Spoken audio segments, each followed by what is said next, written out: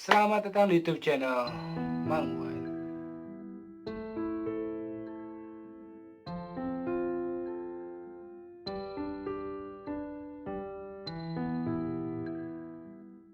Oke, ini adalah YouTube channel pertama aku ya. Di sini saya coba akhirnya mencoba buat YouTube.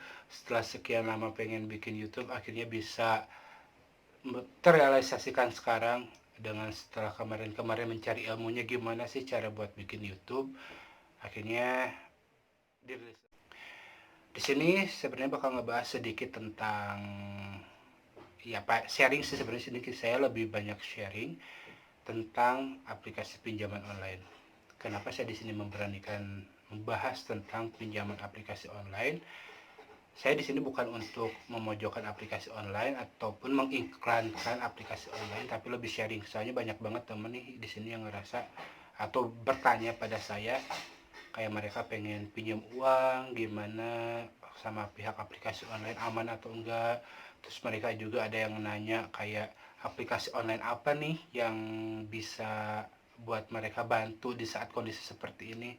Nah, sebelum dimulai ke videonya, saya di sini turut berduka cita pada dunia yang sedang terserang wabah COVID-19 ini. Dampaknya benar-benar kerasa banget sih sama aku sebagai orang yang bekerja. Akhirnya banyak teman-teman juga yang harus kena pemberhentian kerja karena virus ini. Di sini saya lebih berdoa sih mudah-mudahan ini wabah cepat benar cepat menghilang agar dunia kebalik lagi seperti dulu, khususnya buat Indonesia nih. Semoga dengan diadakannya di Bandung PSBB mulai tanggal 22 April sampai 8 Mei ke depan itu bisa benar-benar memaksimalkan kembali keadaan Bandung. Nah, sekarang kita lanjut ke topik. Topik yang sekarang akan dibahas tadi itu kan tentang aplikasi pinjaman online.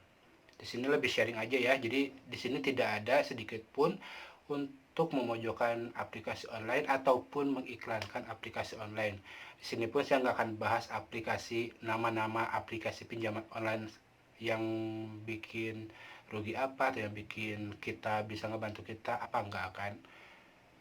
Jadi begini, banyak teman-teman yang di sini ngerasa sekarang itu butuh banget uang, harus minjem ke siapa, mau pinjam teman nggak akan bisa, mau pinjam keluarga sama dalam keadaannya seperti ini.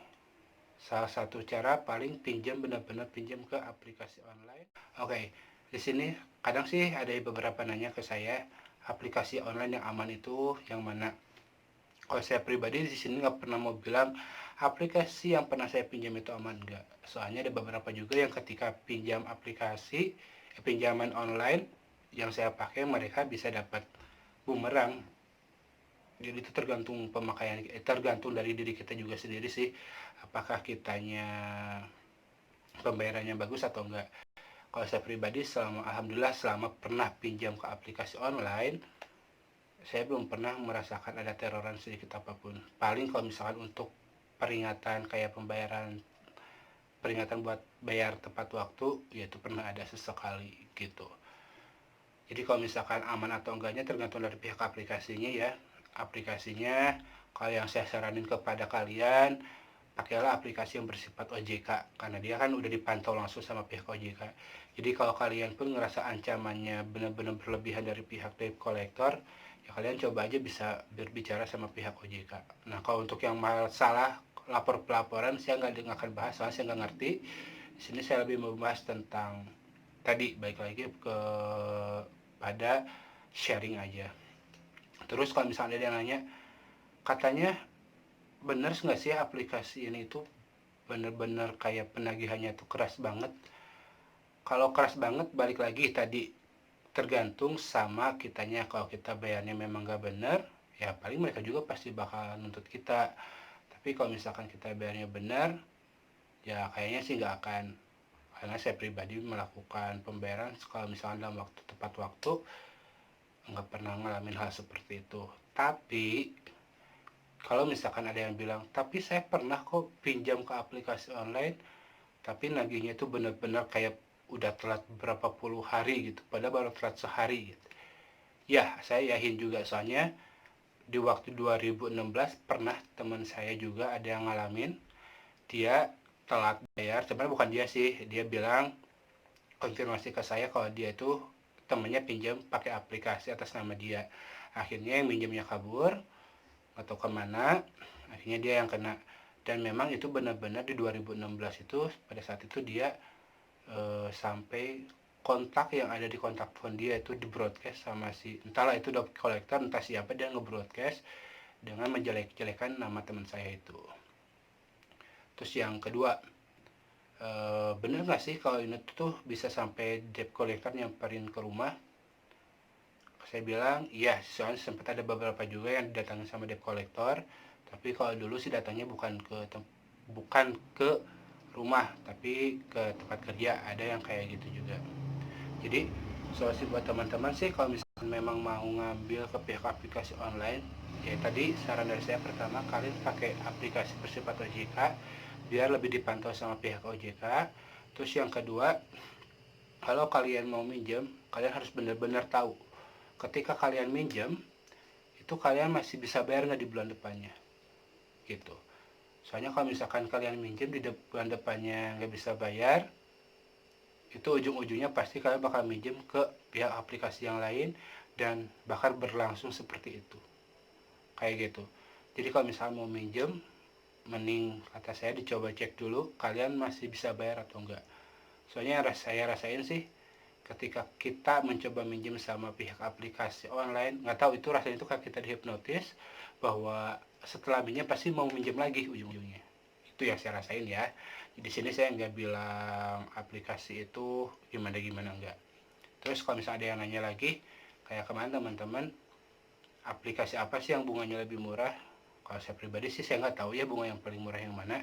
Kalau yang pernah saya pakai aplikasi itu, kalau nggak salah dia bunganya sekitar 2,5 sampai 3%, tapi itu pun belum sama biaya admin dan biaya-biaya lainnya. Itu kalau misalnya ada yang mau nanya gini, Mang, kalau Mang minjem aplikasi apa? Saya nggak bakal jawab di sini.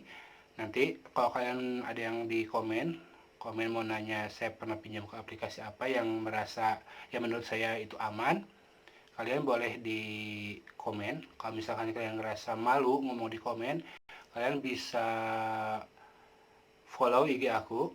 Nanti ini ada IG-nya ya, follow IG aku. Nanti tinggal DM aja, nanti saya coba bantu di situ. Jadi teman-teman nih, kalau yang buat memang pemula yang mau minjem ke pihak aplikasi online, harus benar-benar bisa dibayar. Dan kalau bisa udah ketika kalian bayar, kalian jangan terpesona lagi sama pinjaman-pinjaman itu. Soalnya yang saya rasain, ketika kalian udah bayar, kalau kalian gak hapus aplikasi itu, pasti ujung-ujungnya kalian bakal minjem lagi. Dan semakin minjem, misalkan gini nih, kalian pinjam di aplikasi A, kalian udah bayar nih. Nanti kalian itu udah ngerasa, gue butuh banget lagi uang nih, yaudah pinjam aja ke aplikasi A.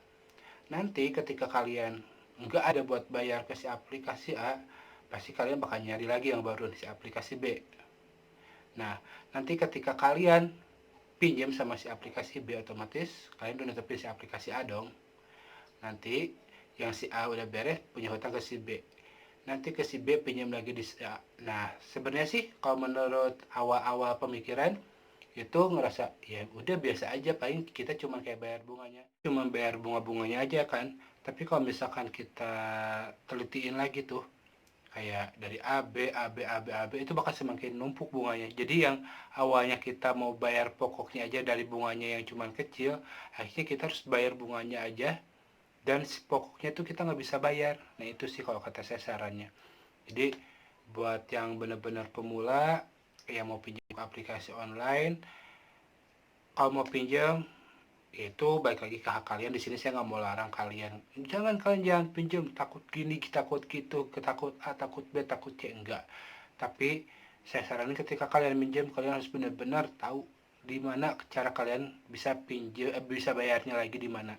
Jangan sampai ketika kalian minjem, kalian bingung bayarnya di mana, terus kalian nanti bayarnya pakai aplikasi yang lain, terus nanti bayar pakai aplikasi yang lain lagi, benar-benar itu nanti bakal bikin buat kalian sulit begitu. Makanya kenapa saya di sini langsung coba bikin yang kayak gini, karena di saat seperti ini pasti orang bakal ya udah saya mending minjem gimana nanti deh, yang penting gue hidup dulu gitu kan. Iya sih memang, tapi ya saya saranin sih coba kalian hati-hati ketika kalian minjem. Kalau misalkan saya nih pernah pinjam kayak cicilan motor, misalkan pernah bayar telat, terus misalnya saya pernah pinjam ke salah satu aplikasi, udah beres telat, akhirnya sama si aplikasi itu nggak dikasih pinjam lagi. Kalau misalkan kalian pinjam ke aplikasi yang lain, itu bakal di ACC atau enggak, itu tetap balik lagi ke beruntungan. Soalnya ada yang tetap di ACC, ada yang enggak, walaupun dia sifatnya OJK sih yang saya tahu. Soalnya ada beberapa teman saya pun yang lolos ketika dia pembayarannya sempat telat-telat beberapa kali gitu. Mungkin informasinya nggak terlalu wow gimana gitu ya, cuman ya sarannya sih di sini saya cuma sharing ya. Kalau saya pribadi memang nggak pernah mengalami hal-hal yang gimana gitu sama pihak pinjaman online, karena saya pribadi melakukannya ya alhamdulillah selalu tepat waktu. Dan saya sih lebih mementingkan ketika saya punya uang, ketika saya pinjam sama pihak aplikasi ataupun di luar aplikasi, saya lebih mementingkan pembayarannya dulu. Nanti ketika pembayaran itu beres baru kita nyari uang buat kehidupan sehari-hari. Karena kalau misalkan kita nggak seperti itu, ya kita bakal dikejar-kejar. Bahkan ada yang sampai, ya kayak tadi teman saya kontaknya sampai dihubungin.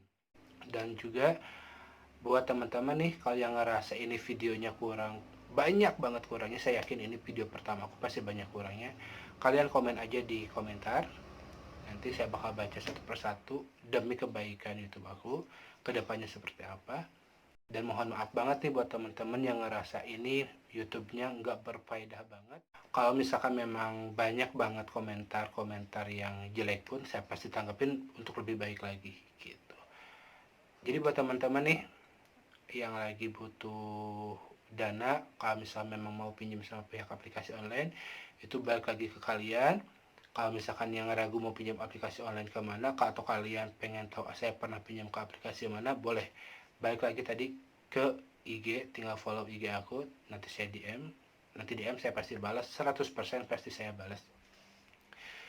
Dan gak lupa nih buat teman-teman yang ngerasa harus kehilangan pekerjaannya di saat posisi seperti ini, semoga bisa dikasih pekerjaan lagi, entah itu esok ataupun bulan depan. Semoga cepat-cepat diberikan pekerjaan lagi. Dan buat yang terkena virus COVID-19, semoga disehatkan dan semuanya cepat-cepat sembuh total. Sekali lagi saya minta maaf kalau misalnya terlalu banyak kekurangan di video ini. Saya tetap minta support dari kalian. Jangan lupa subscribe, like, and comment. Pasti komentar kalian aku baca untuk demi kebaikan YouTube aku ke depannya. Terima kasih semuanya.